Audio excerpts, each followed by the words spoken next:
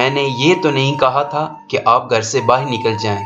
اس نے تو چھوٹتے ہی کہا، نہیں نہیں، میں اپنی مرضی سے یہاں آئی ہوں، ویسے بھی چچی آنے والی ہیں، آپ اندر آ جائیں۔ نہیں تھینک یو، میں یہاں ٹھیک ہوں۔ اس نے حیدر کی آفر بڑے اطمینان سے رد کر دی۔ وہ کچھ دیر اسے دیکھتا رہا اور پھر واپس چلا گیا اور وہ وہاں دوبارہ ٹہلنے لگی۔ شرمندگی اسے کافی اٹھانی پڑی تھی۔ یہ شرمندگی کا احساس ہی تھا جو اسے باہر لے آیا تھا۔ کچھ دیر میں چچی آ گئیں اور پھر وہ ان کے ساتھ گھر آ گئی۔ حیدر نے سارہ کو پہلے صرف ایک بار ہی دیکھا تھا، تب وہ کافی چھوٹی تھی، سو اس کے لیے اس کا چہرہ نیا ہی تھا۔ یہی حال سحرا کا تھا۔ وہ حیدر کی بہنوں کو تو اچھی طرح جانتی تھی، لیکن حیدر سے اس کی ملاقات کبھی نہیں ہوئی تھی۔ البتہ ندیمہ چاچی سے وہ حیدر کے بارے میں بہت کچھ سنتی رہی تھی۔ چونکہ 3 بہنوں کا اکلوتا بھائی تھا، اس لیے لاڈلا تو ہونا ہی تھا، اور وہ نہ صرف لاڈلا تھا بلکہ خوبصورت اور شوخ بھی تھا۔ گریجویشن کرنے کے بعد اس نے باپ کے بزنس کو سنبھال لیا تھا، لیکن اس کے باوجود اس میں سنجیدگی نام کی کوئی شے نہیں تھی۔ وہ ہر ایک سے چھیڑ چھاڑ کرتا، ہر ایک پر جملے کستا، لیکن اس کا مزاق کبھی شائستگی کے حد سے باہر نہیں ہوتا تھا، اس لیے وہ کبھی کسی کو برا نہیں لگا۔ لیکن ایسا بھی نہیں تھا کہ اس کو کبھی غصہ ہی نہیں آیا ہو۔ وہ غصے کا بھی انتہا ہی تیز تھا۔ جو چیز اس کے سامنے آتی وہ اٹھا کر پٹخ دیتا، مگر یہ کیفیت بہت دیر تک نہیں رہتی تھی۔ جب غصہ ختم ہوتا تو وہ پھر پہلے کی طرح ہو جاتا۔ اس ملاقات کے بعد وہ 2-4 بار اور سارہ سے ملا تھا، یا یہ کہنا بہتر ہوگا کہ اس نے سارہ کو دیکھا تھا۔ ایک بار خالہ ندیمہ کی بیٹی کی شادی میں اور چند بار جب وہ خالہ ندیمہ کے گھر گیا تھا، لیکن پہلی بار ملاقات کے بعد دونوں میں کبھی کوئی بات چیت یا سلام دعا نہیں ہوئی تھی۔ پھر بھی آہستہ آہستہ اس نے سارہ کے لیے وہ جذبات محسوس کرنا شروع کر دیے تھے جو کوئی مرد کسی لڑکی کے لیے کرتا ہے۔ وہ حیدر جیسی خوبصورت نہیں تھی، وہ سانولی رنگت کی مالک تھی، مگر اس کی آنکھ بہت خوبصورت تھی۔ ناک نقشہ بہت تیکھا نہ صحیح تو بہت عام بھی نہیں تھا۔ جہاں اس کی شخصیت کی خاص بات اس کا دراز قد تھا، کندھوں تک سٹیپس میں کٹے ہوئے بالوں کے ساتھ لمبے کرتوں میں وہ بہت خوبصورت لگتی تھی۔ ہر دفعہ اس کا سامنا ہونے پر وہ سرسری نظروں سے اسے دیکھتے ہوئے سامنے سے ہٹ جاتی۔ امی جی، اب آپ میرے لیے لڑکی ڈھونڈنا بند کر دیں، میں نے آپ کا مسئلہ حل کر دیا ہے۔ اس دن اپنی ماں کے کمرے میں آتے ہی اس نے مسکراتے ہوئے کہا تھا۔ ڈریسنگ ٹیبل کے سامنے بیٹھی ہوئی نگاہت نے پلٹ کر بیٹے کو دیکھا جو بڑے اطمینان سے ان کے بیڈ پر بیٹھ گیا تھا۔ اچھا کون ہے وہ لڑکی؟ خالہ ندیمہ کی بھتیجی سارہ۔ اطمینان سے کہا ہوا یہ جملہ نگاہت کی ہوش اڑا گیا تھا۔ تمہارا دماغ تو ٹھیک ہے؟ وہ جواب میں بڑے دلکش انداز میں ہنسا تھا۔ بالکل ٹھیک کہا ہے، آپ کا بیٹا ہو کر میرا دماغ کیسے خراب ہو سکتا ہے؟ حیدر تم اس کے بارے میں کچھ نہیں جانتے۔ امی جی، جتنا علم ضروری ہے اتنا میں اس کے بارے میں رکھتا ہوں۔ مثلا یہ کہ وہ ایم اے اکنامکس کر رہی ہے، اس کے ماں باپ کی ڈیتھ ہو چکی ہے، اس کے تایا نے اس کو پالا ہے اور وہ ان کے ہی پاس رہتی ہے۔ جائیداد نام کی کوئی شے اس کے پاس نہیں ہے۔ گھر کے کام کاج میں اس کی کوئی زیادہ دلچسپی نہیں ہے، لوگوں سے زیادہ میل جول بھی نہیں رکھتی۔ 2 چچوں سے اس کے تعلقات کشیدہ ہیں اور وہ ان کے گھر جانا پسند نہیں کرتی وغیرہ وغیرہ۔ حیدر بڑی تفصیل سے اس کے بارے میں بتاتا گیا۔ اور تمہارے نزدیک ان سب چیزوں کی اہمیت نہیں ہے؟ نگاہت نے جل کر اپنے بیٹے سے پوچھا تھا۔ As a matter of facts, اگر اس کے تعلقات اپنے چچوں سے کشیدہ ہیں تو آپ کے لیے اچھا ہے۔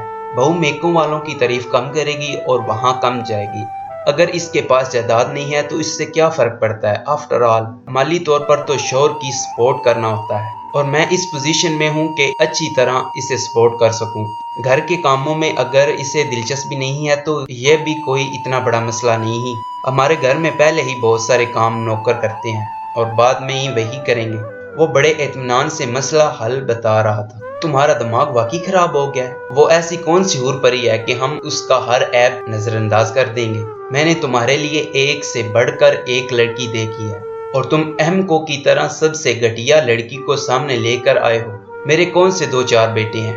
جو ایک اگر اپنی مرضی کر لے تو میں دوسروں پر اپنا ارمان پورا کر لوں۔ میری تو ساری امیدیں تم سے ہی وابستہ ہیں۔ اتنے بڑے بڑے خاندانوں سے تمہارے لیے رشتے آ رہے ہیں، ایسی ایسی خوبصورت لڑکیاں ہیں کہ دیکھوگے تو دنگ رہ جاؤگے، اور تم ایسی لڑکی سے شادی کرنا چاہ رہے ہو جس کا نہ کوئی آگا اور نہ کوئی پیچھا ہو، نہ ہی کوئی شکل و صورت ہے۔ بڑے غصے سے انہوں نے حیدر کو جھڑکتے ہوئے کہا تھا، مگر اسے قطعاً کوئی اثر نہیں ہوا تھا۔ ان کی باتوں کا جواب دینے کے بجائے وہ کھڑا ہوتے ہوئے بولا، آپ ڈیڈی کو بتا دیں اور بہتر ہے کہ 1-2 دن میں رشتہ لے جائیں۔ جہاں لڑکیوں کو دیکھ کر دنگ ہونے والی بات ہے وہ تو میں بعد میں ہی ہوتا رہوں گا، اس معاملے میں آپ کو مایوس نہیں کروں گا، مگر شادی وہیں کروں گا جہاں میں نے کہا۔ وہ شوخی سے کہتے ہوئے کمرے سے نکل گیا۔ پھر تو گھر میں جیسے طوفان ہی آ گیا تھا۔ اس کی دونوں بڑی شادی شدہ بہنوں کو بلوایا گیا، شاید وہیں اس کو کچھ سمجھا پائیں۔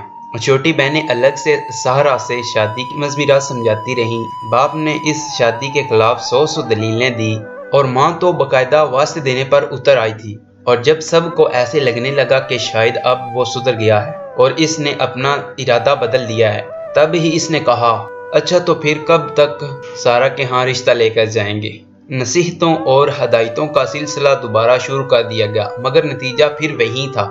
وہ سب کی باتیں خاموشی سے سنتا رہا، کان کی لوگ کھینچتا ہوا سب کے چہرے دیکھتا رہتا، اور پھر آخر میں وہی ایک ہی بات کہتا، اور پھر وہی ہوا تھا جو اس نے چاہا تھا۔ جب 1 ہفتے تک ماں باپ سارا کے گھر رشتہ لے جانے پر تیار نہ ہوئے تو 8ویں دن وہ صبح سویرے ایک بیگ کے ساتھ اپنے کمرے سے برآمد ہوا تھا۔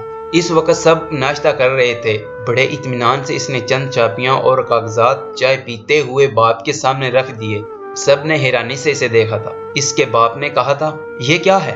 گاڑی میرے کمرے اور میرے آفس کے دروازوں کی چابیاں ہیں، اور یہ میرے چیک باکس اور آفس کے کاغذات ہیں۔ میں گھر چھوڑ کر جا رہا ہوں۔ اس سے پہلے کہ کوئی کچھ کہتا وہ ڈائننگ روم سے باہر چلا گیا تھا۔ سب ایک دوسرے کے منہ دیکھتے رہے۔ پھر سب سے پہلے نگہت اٹھی اور تقریباً بھاگتے ہوئے وہ باہر کے گیٹ پر آئی تھی، مگر وہاں نہیں تھا۔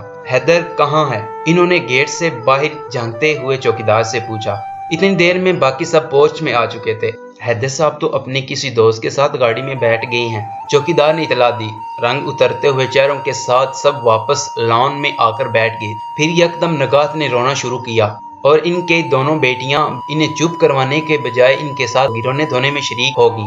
شام تک اس کے ایک دوست کے گھر فون کر کے حیدر کے والد اسے ڈھونڈنے کی کوشش کر رہے تھے، مگر وہ تو گدھے کے سر کی سینگ کی طرح غائب ہو گیا تھا۔ اس کا ہر دوست یہی کہتا کہ انہیں اس کے بارے میں کچھ نہیں پتا۔ تیسرے دن تک ان کا حوصلہ مکمل طور پر ٹوٹ چکا تھا۔ نگہت اپنے شوہر کے ساتھ اس کے 3 قریبی دوستوں کے گھر گئے۔ شروع میں تو انہوں نے صاف صاف منع کر دیا تھا کہ وہ اس کے بارے میں کچھ نہیں جانتے۔